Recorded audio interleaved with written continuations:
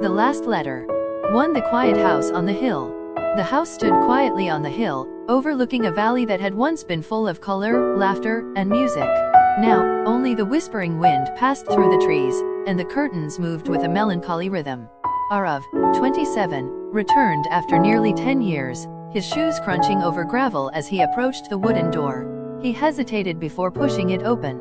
The scent of old wood, faint flowers, and memories struck him like a wave. Every corner echoed with the past he had tried so hard to forget. He was back not for a reunion, but for closure. 2 childhood memories.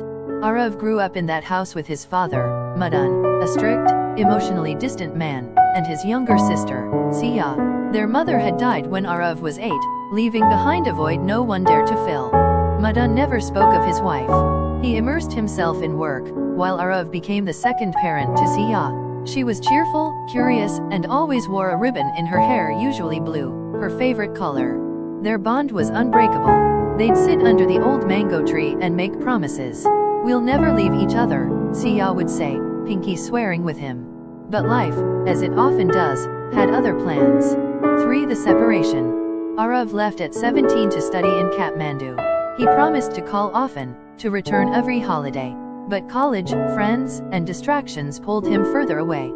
Sia's letters came regularly, filled with sketches, jokes, and updates on her garden.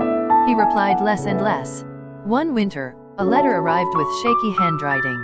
"Bye, I don't know how to say this, but I'm sick. It's called leukemia.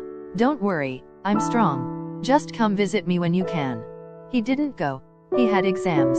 Then a job interview. Then life. Another letter came. Then another. Then silence. By the time he returned after his first job posting, she was gone. She was only 16. 4. The unopened letters. In the living room now, Aarav saw a small wooden box on the table. He knew it instantly. It was Sia's letter box. The same one she used to hide candy in. With trembling hands, he opened it. Inside were 5 unopened envelopes, all addressed to him. His chest tightened as he picked the first one. "Dear Aarav, bye. I know you're busy. I just wanted to tell you that I missed your voice today. I told Papa that you'd come visit soon." He just nodded. "But I know you will, right? Right?"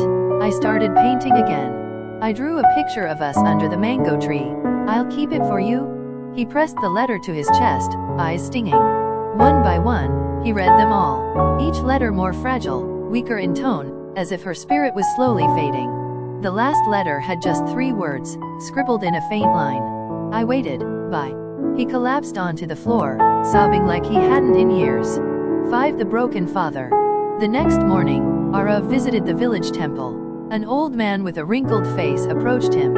"You're Madan's son, aren't you?" the priest asked gently. "Yes. He used to come here every morning after Sia passed."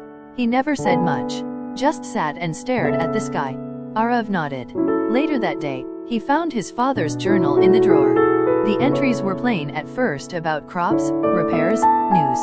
But then, "Sia's fever isn't going down. Doctor says we need more tests. She cried today. Asked for Aarav.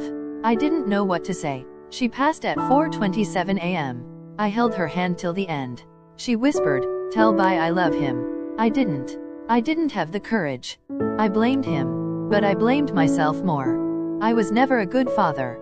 Never knew how to love. I hope they both forgive me." Tears blurred the pages. 6. The redemption. Aarav stayed for a week, tending the garden Sia once loved. He cleaned her room, restored her paintings, and placed her blue ribbons in a frame. He planted a tree next to the mango Sia's tree, he called it. On the last day, he stood on the hilltop with a letter in his hand, his letter to her. "Dear Sia, I failed you. I wasn't there when you needed me most. I thought time was endless, that I could make up for missed moments someday. I was wrong. But your love, your letters, they brought me home. I'll live the life you couldn't. I'll carry your light in everything I do. I love you. I always did. Your bye, Aarav." He folded it and buried it beneath her tree. The wind rustled gently